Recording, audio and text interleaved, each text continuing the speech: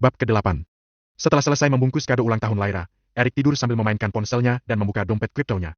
Ia masih punya dana $2 miliar. Eric mencari info tentang koin kripto yang bagus dan berpotensi mendapatkan keuntungan besar. Pada saat ini muncul notifikasi dari Twitter bahwa banyak orang yang berlomba-lomba membeli dan memiliki koin kripto bernama BRISA. Tanpa pikir panjang, Eric langsung membeli koin BRISA itu senilai $2 miliar AS dan ia langsung menutup ponselnya dan tidur. Dan keesokan paginya Eric bangun pagi karena ponselnya berdering. Ada yang menelponnya, itu adalah Lyra. "Hei Eric, apakah kamu sudah siap untuk hadir ke pesta ulang tahunku?" Tentu saja Nona Lyra, saya lebih dari sekedar siap." Dan bagaimana dengan hadiahku, apakah kamu sudah mendapatkan bulan atau bintang untukku?" Tidak terlalu bagus sih hadiahnya Nona Lyra, tapi semoga aja Nona Lyra menyukainya." "Oke, kalau begitu kamu cepat datang ya, sampai jumpa." Tut tut tut. Setelah bangun Eric bingung apakah dia berpenampilan biasa atau berpenampilan tampannya.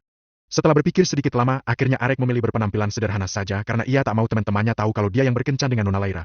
Setelah selesai ia langsung bergegas ke acara utah Lyra. Namun ia menyempatkan dirinya mampir ke kantor pos menyerahkan kado jam tangan Rolex yang satunya untuk diberikan kepada Bella. Eric tak berani memberikannya sendiri kepada Bella. Setelah selesai Eric berjalan dan kehendak memesan taksi, tapi Eric melihat kakek yang kemarin dia tolong lagi dikerumuni orang. "Hei, berikan aku jalan," ucap Eric. "Nak, tolong kakek dituduh mencuri ponsel." "Kakek Usually, apa yang terjadi kepadamu dan mereka?" "Hei anak muda, kamu jangan ikut campur, kakek ini telah mencuri ponsel anak saya, kalau kamu mau membelanya kamu harus menebusnya untuk kompensasi HP akan saya yang lecet, $2.700 saja, kalau kamu tidak mau kami akan membawa kakek ini ke kantor polisi." Mendengar pernyataan itu, Eric langsung mengeluarkan ponselnya. "Mana nomor rekeningmu?" "Ini. Cepat ditransfer." Kling, kling. Langsung muncul notifikasi pembayaran berhasil. "Saya sudah mentransfer $2.700 seperti yang kamu minta dan urusan selesai, cepat bubar semuanya." Dan kerumunan pun kini sudah bubar. "Kakek Usually, apakah kamu baik saja?" "Oh maaf merepotkanmu nak, tapi aku benar-benar tidak mencuri, tadi ada orang memberikanku HP dan orang itu kabur dan orang mengejarnya melihat aku membawa ponsel itu lalu menuduhku, apakah kamu percaya kepadaku nak?" Tentu saja aku percaya pada kakek." "Nak, kenapa kamu mau menebusku, dari mana kamu mendapatkan uang sebanyak itu? Apa pekerjaanmu sekarang?" Uang $2.700 bukanlah hal yang susah bagi Eric sekarang, mengingat uang di ATM-nya masih sangat banyak, bahkan masih bisa membeli 10% aset di kota Lennart. "Oh tenang aja kek. Uang bukan segalanya, tapi kesehatan dan keluarga yang paling berharga." Mendengar itu kakek Usually meneteskan air matanya. "Aku sudah berhutang budi 2 kali kepadamu nak. Aku pastikan akan membalas budimu kelak." Mendengar itu Eric langsung tersenyum dan berkata, Kakek tidak perlu melakukan itu, apakah kakek sudah makan?" "Ya, kakek udah makan tapi kakek masih lapar. Ini kek $500 buat kakek beli makanan, sepertinya aku akan pergi lebih dulu soalnya ada acara pesta ulang tahun temanku." "Pantes saja kamu berpakaian rapi hari ini nak, semoga acaranya berjalan sukses ya nak. Doa kakek bersamamu." Setelah berpisah Eric langsung memesan taksi untuk menuju rumah Lyra. Kembali ke Lyra, saat ini Lyra sibuk menyambut tamu-tamu yang datang, tapi ia sama sekali seperti menunggu kedatangan seseorang yang tak lain adalah Eric. Dia terus mencari Eric di mana-mana tapi dia tidak melihat Eric. Itu yang membuat Lyra khawatir dengan Eric. "Hei Nona Lyra, siapa yang kamu cari? Mungkin aku bisa membantumu." "Itu adalah Esa, anak wali kota kota Lennart. Ayah Lyra berencana akan menjodohkannya dengan Ese. Secepatnya." Tidak, aku tidak mencari siapa-siapa. Tapi kenapa wajah kamu seperti tidak bahagia? Bukankah ini hari bahagia untuk kamu? Jangan tanyakan hal seperti itu kepadaku Ese, menjauh dari pandanganku." Mendengar itu, Ese kaget kenapa Lyra bersikap seperti itu kepadanya. Ese juga sangat marah namun ia tak bisa melakukan apa-apa sebab yang dihadapinya adalah pujaan hatinya Lyra. "Oh maaf kalau begitu Nona Lyra, aku salah." Lalu Ese pergi menjauh dari Lyra tapi tak lupa Ese terus mengawasi Lyra, dan dia bingung siapa yang Lyra tunggu-tunggu. Setengah jam berlalu pesta sudah selesai dan Eric belum datang, itu membuat Lyra sangat bersedih sekaligus galau. Ia hanya duduk dan meneteskan air mata sebab ia ingin melihat Eric untuk datang dan hadir di acara pesta ulang tahunnya. Tak lama kemudian setelah tamu sebagian pulang, akhirnya Eric tiba di rumah Lyra. Saat itu Eric langsung berlari masuk menemui Lyra untuk memberikannya kado jam tangan tersebut. Setibanya di pintu masuk Eric langsung memanggil Lyra. "Nona Lyra, maaf aku terlambat, tadi ada masalah yang harus kuselesaikan di jalan." Mendengar suara yang familiar Lyra langsung berbalik arah dan melihat kalau itu adalah Eric. Lyra langsung berlari ke arah Eric dan langsung memeluk Eric. Sontak pemandangan itu membuat orang di dalam pesta tercengang sekaligus tak percaya, apalagi Lyra yang memeluk Eric. Sebagian besar laki-laki di sana bengong, bahkan banyak yang mencajatuhkan gelas minuman mereka tanpa mereka sadari. Dan juga mulut-mulut mereka menganga dengan lebar, mungkin anak kambing bisa masuk ke mulut mereka pada saat itu. Termasuk Esa juga terkejut, ternyata orang yang ditunggu Lyra adalah Eric, pemuda lusuh itu.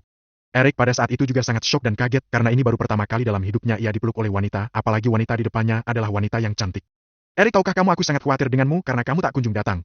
Eric masih membeku karena masih kaget dengan peristiwa ini, tapi Eric dengan cepat tersadar dan langsung menyerahkan kado itu ke Lyra. Maaf Nona Lyra, aku terlambat, ini kado dari aku untuk Nona Lyra, semoga Nona Lyra menyukainya." "Sepertinya aku akan langsung pergi Nona Lyra, soalnya ada hal penting yang harus aku selesaikan."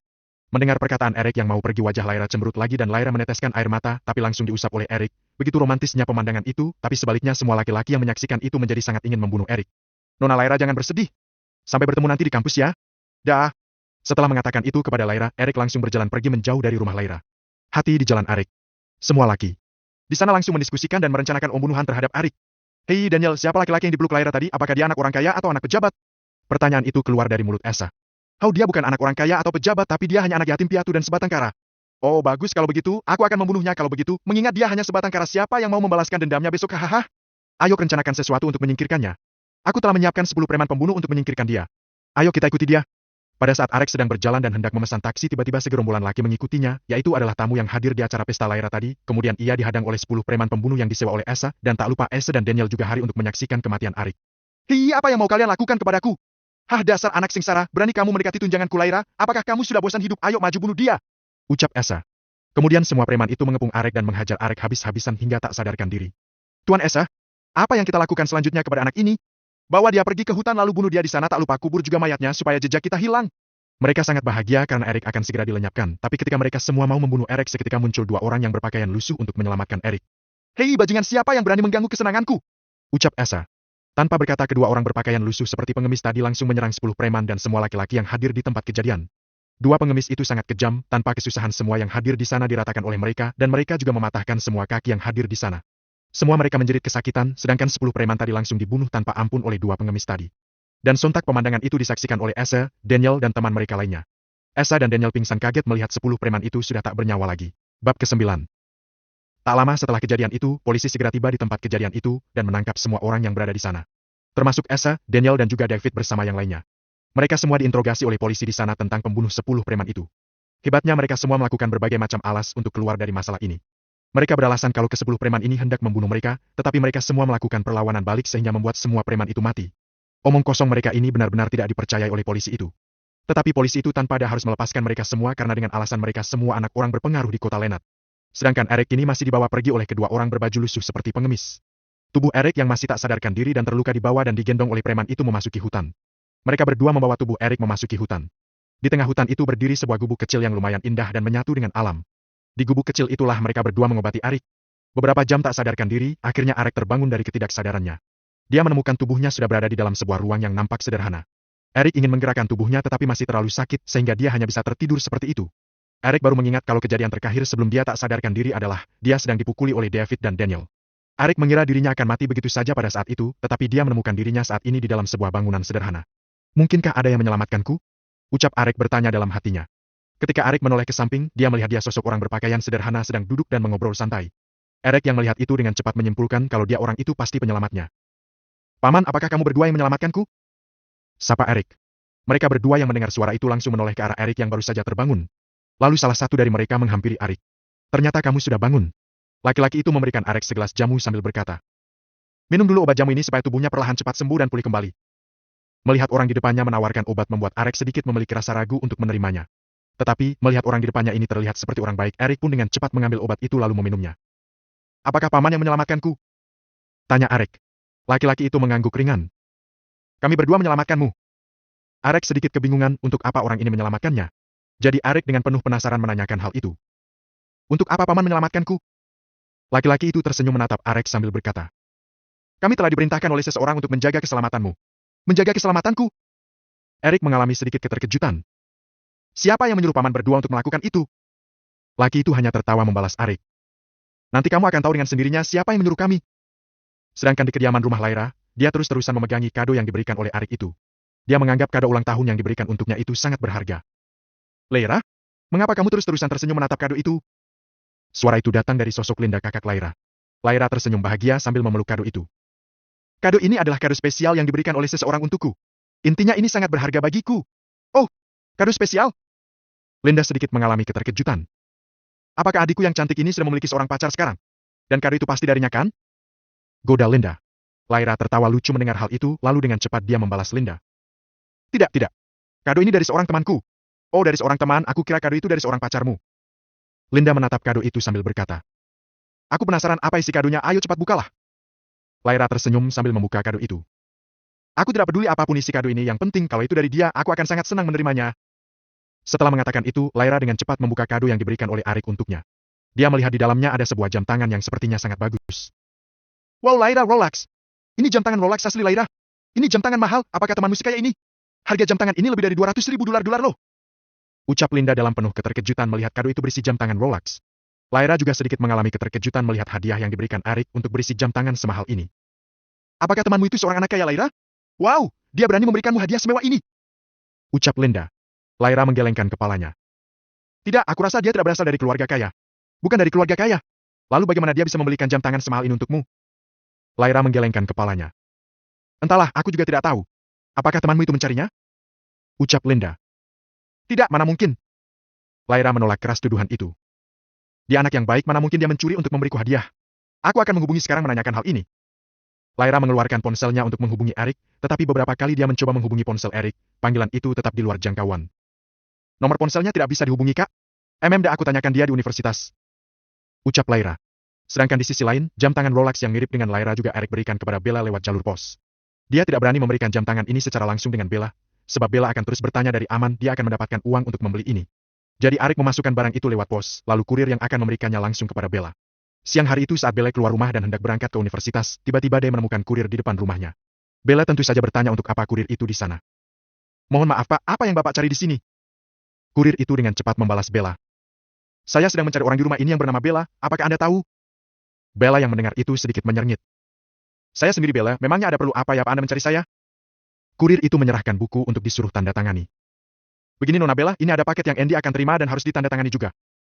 Bella mengambil paket itu serta menandatangani buku yang diberikan oleh kurir itu. Bella tidak masuk untuk membuka paket itu, dia langsung membukanya di tempat.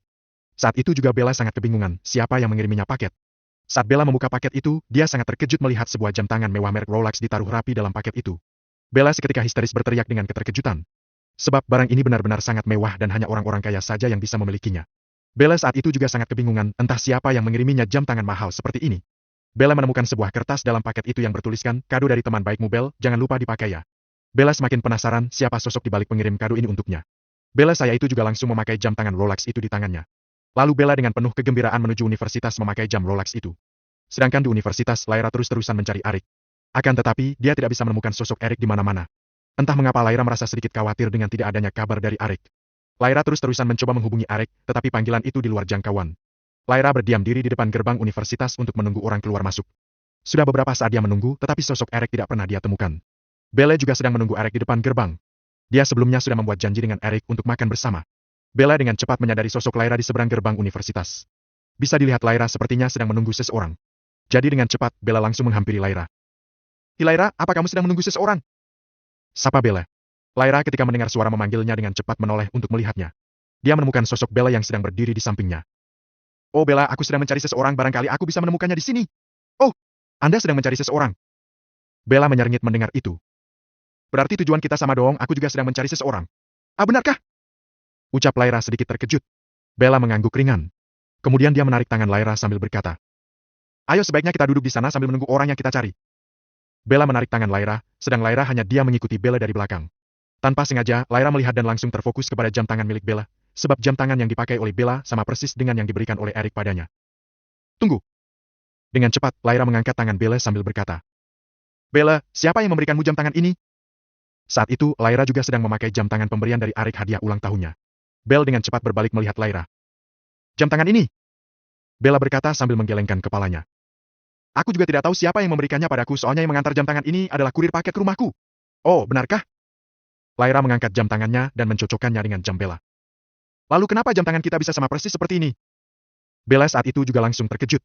Ah, bagaimana bisa sama persis? Bella menatap Lyra sambil bertanya. Siapa yang memberikanmu jam itu Lyra? Eric. Dengan cepat, Lyra membalas. Jam tangan ini adalah hadiah ulang tahun dari Eric untukku. Tetapi kenapa bisa sama persis dengan jam tangan punyamu juga? Mungkinkah Eric memberikanku juga jam tangan ini? Ucap Bella. Lyra menggelengkan kepalanya. Tidak, bagaimana mungkin itu Eric? Itu pasti bukan Eric yang memberikanmu. Bella menggaruk kepalanya kebingungan dengan situasi. Dia benar-benar bingung apakah jam tangan yang ia pakai juga dari Eric. Berarti kamu juga sedang menunggu Eric di sini? Tebak Lyra. Bella dengan cepat mengangguk. Iya, aku sedang menunggu Eric. Aku sudah mencarinya di semua sudut universitas tapi dia tidak ada. Teleponnya juga tidak aktif. Bella menatap Lyra sambil bertanya. Nona Lyra memangnya sedang menunggu siapa? Sama, aku juga sedang menunggu Eric. Lyra menggelengkan kepalanya dalam ketidakberdayaan. Kalau memang jam tangan kita berdua diberikan oleh Eric, lalu dari mana Eric mendapatkan uang membelinya? Bella yang mendengar ini langsung terdiam. Jam tangan yang berdua mereka pakai sangat mahal dan hanya sedikit orang bisa memakainya. Belum juga Bella mengetahui dari dulu bagaimana kehidupan Eric. Untuk membeli makanan saja dia kesusahan, apalagi membeli jam tangan mahal seperti ini. Mungkinkah benar-benar Eric yang membelinya? Lalu bagaimana cara kita membuktikan kalau jam ini dibeli oleh Eric? Tanya Bella. Aku tahu bagaimana cara kita membuktikannya siapa yang sebenarnya membeli jam tangan ini. Apakah benar Eric atau orang lain? Ucap Lyra sambil tersenyum. Bella dengan bersemangat bertanya. Bagaimana caranya? Lyra buru-buru menjelaskan dengan serius. Kita harus mendatangi toko jam Rolex untuk menanyakan siapa yang membeli jam tangan ini sebenarnya. Aku pernah melihat jam ini sebelumnya di toko Rolex. Setelah mengatakan itu, mereka berdua dengan cepat saling setuju untuk pergi ke toko jam Rolex untuk mencari tahu siapa pembeli asli dari jam tangan itu. Mereka berdua meminta tolong kepada pelayan toko itu untuk melihat siapa orang yang membeli jam tangan itu. Pelayan toko itu menjelaskan ciri-ciri orang yang pernah membeli kedua jam tangan itu. Dan jawaban penjaga toko itu menunjuk persis dengan sosok Eric. Lyra dan Bella belum bisa mempercayai hal ini, mereka pergi ke ruang pengawasan CCTV untuk membuktikan apakah benar itu Eric atau bukan. Dugaan mereka ternyata tepat. Yang membeli kedua jam tangan itu benar-benar sosok Eric. Eric sangat terlihat jelas dalam CCTV itu. Lyra dan Bella tidak bisa membantah lagi kalau itu bukan Eric, sebab mereka sudah melihat dengan jelas kalau itu adalah sosok Eric. Benar kan kalau jam ini dibeli oleh Eric? Tetapi di mana Eric sekarang? Aku dari tadi pagi belum bisa menghubunginya. Ucap Lyra. Bagaimana dengan ini, kita datangi saja tempat tinggal Eric.